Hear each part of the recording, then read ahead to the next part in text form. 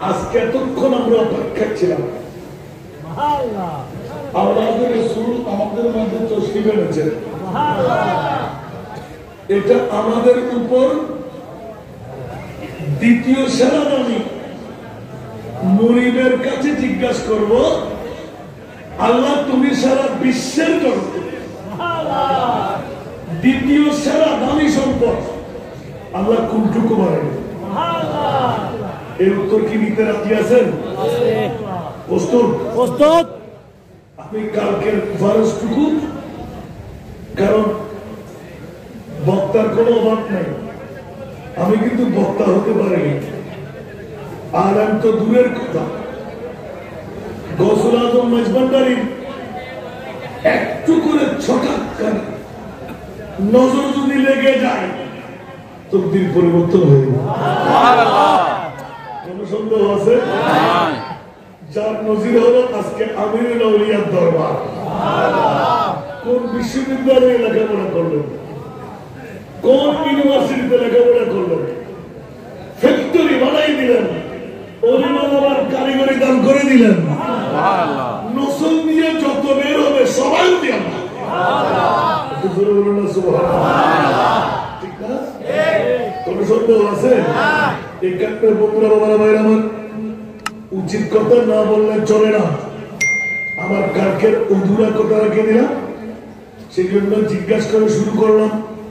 কালকে আমার সমাপনী ছিল আমার প্রিয় রাসূল আদমের ছেলে, আদম আমার নবীর ছেলে।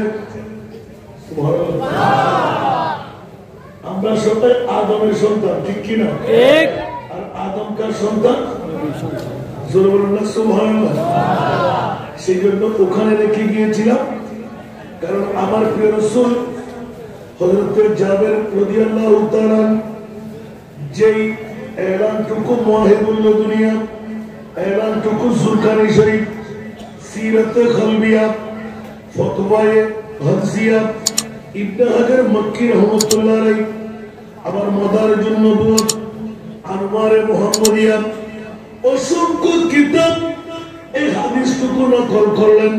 ইয়া জাবিরু ইন্নাল্লাহ তাআলা قد خلق قبل الأشياء نورا نبيك من نوره فجعل ذلك النور يدور بالقدرة حيث شاء الله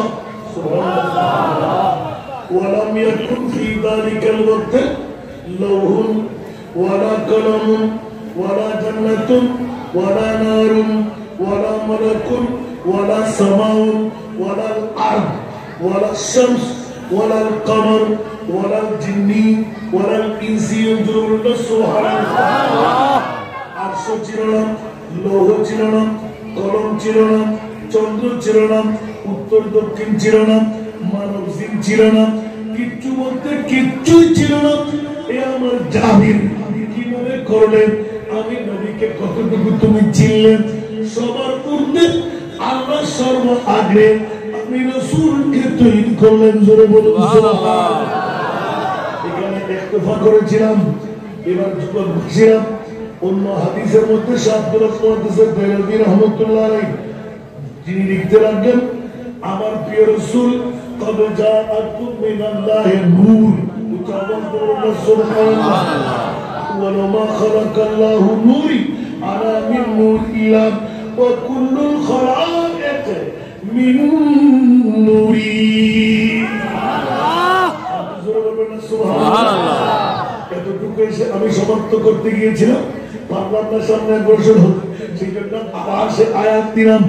মওলা জিজ্ঞাসার জবাব রেখে গিয়েছিলাম 1,24,000 2,60,000 নবী আর রাসূল তৈরি করে বেশি আর কম আর সব আল্লাহর কাউকে মেহমান বানাও নাই।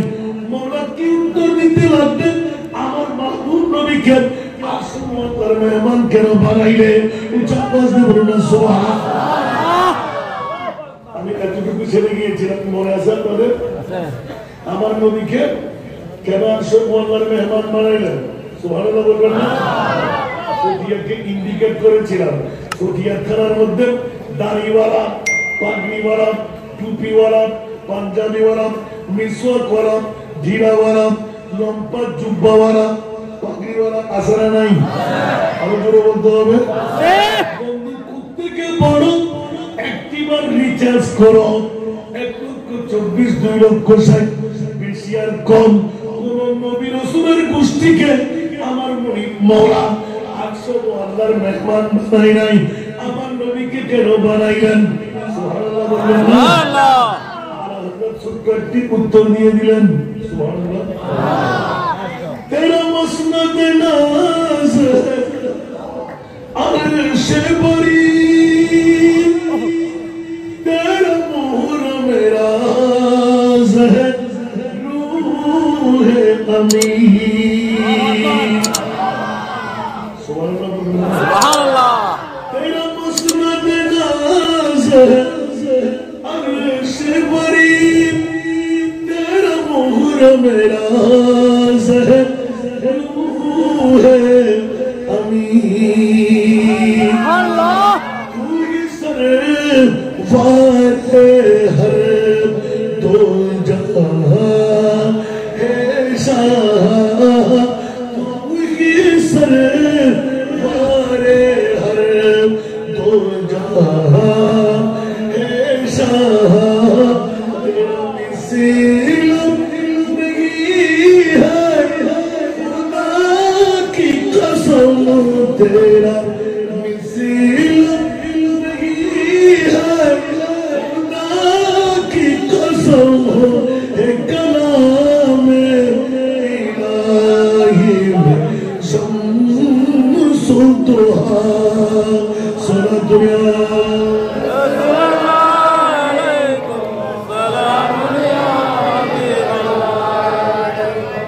কষ্ট লাগে আসলে 7 বছর হই আরেকটা প্রশ্ন দিয়ে শুরু করলাম। জগতের মধ্যে দ্বিতীয় সেরা দামি আল্লাহ কাদেরকে বানাইলেন? কি বানাইলেন? স্বর্ণ না, চাঁদি না, রূপা না, হীরা না, মণিমুক্তা না, প্রেসিডেন্ট না, মন্ত্রী না, পিএম না, বাংলাদেশের ভূখণ্ড না, অক্সিজেন না, নাইট্রোজেন না, জানো না? জানো? এখানে একটু ডিফিকাল্ট আছে, জরুরিটা সুবহানাল্লাহ। বন্ধুরা বাবারা ভাইরা আমার, যাদের এহতেরাম, যাদের ইজ্জতের কারণে একটু ফিকশন দিতে বাধ্য হওয়া, সেই কারণে বন্ধুরা বাবারা ভাইরা আমার একটা প্রশ্ন রেখে কালকে দিয়েছিলাম, আজকে আবার ওখানে এসে ধরলাম। এমনই মওলা প্রশ্নের উত্তর চাই। তোমার মাহবুবকে কেন 800 আল্লাহর মেহমান বানাইলেন? আমার মুনিব মওলা প্রত্যক্ষ পরোক্ষ ভাবে উত্তরটুকু ছেড়ে দিলেন। একবার জিজ্ঞাসার জবাব যখন নিতে আইনি, আমি আল্লাহ এলান দিলাম, ওয়ারাফানা লাকা যিকরা।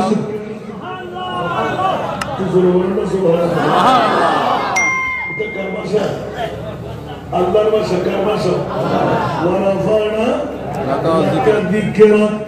ইয়া রাসূলুল্লাহ, আপনার তাজিম, আপনার তাকরীম, আপনার ইজ্জত আল্লাহ কোথায়? যেখানে আমি আল্লাহ, সেখানে আপনি নবী মুস্তাফা। যেখানে আমার আল্লাহ, সেখানে আমার নবী মুস্তাফা। সেখানে আমিরুল আউলিয়া, দরবার শরীফের সাজ্জাদা রশিদ, পীরের তরিকত, যাদের কনভেনার আজকের 12 দিন ব্যাপী মাহফিল, তাদেরকে আন্তরিক ধন্যবাদ, মোবারকবাদ। পৃথিবীর জগতের মধ্যে আর দ্বিতীয় কোন দামি নাই। 1 নম্বর দামি হল আমার নবীর ঈদে মিলাদুন নবী। এই কিস্তির মধ্যে আজকে সমাপনী দিবস, আওলাদে রাসূলদের সাদারতের মধ্যে, প্রধান মেহমানিয়তের মধ্যে আজকের মাহফিল সেজে গেল। বন্ধুরা, খোদার কসম, যারা এসে গেলেন, যারা বসে গেলেন, ওদের যুগের জিজ্ঞাসা করতে পারেনি। মওলা আমিরুল আউলিয়ার দরবারে আমরা যারা আজকে এসে গেলাম, আমরা যারা বসে গেলাম, ঘর ছেড়ে দিলাম, মা ছেড়ে দিলাম, বিবি ছেড়ে দিলাম, সন্তান ছেড়ে দিলাম, বন্ধু বান্ধবের গর্ভদান ছেড়ে দিলাম, মওলা বলো না আমরা কি পাবো?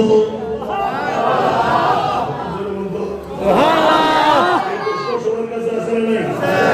মুরিদকে জিজ্ঞাসা করি, আল্লাহ আমিরুল আউলিয়ার দরবারে এত লোকের লোকারণ্য হতে লাগলো। কালকে ফিকার মতো ঢুকতে লাগলেন, আমি চলে যেতে লাগলাম। আজকে মনে করছিলাম যে কত মানুষ হবে, দেখতে পাচ্ছি আরো বেশি। ঠিক না? এখন আমাদের মামলা কি হবে? সুবহানাল্লাহ। কি হবে দাদা? লাভের খবর,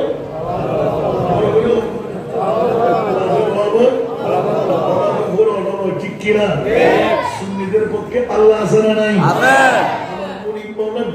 দিয়ে দিলেন আমিরুল আউলিয়ার আঙ্গিনার মধ্যে, মাঠের মধ্যে আমিরুল আউলিয়ার প্রতিটি মঞ্জিলের মুরিদ যারা, মুরিদান যারা, ভক্ত যারা কি করলি 12 দিন ব্যাপী মিলাদুন নবীর মাহফিল সাজাইলি।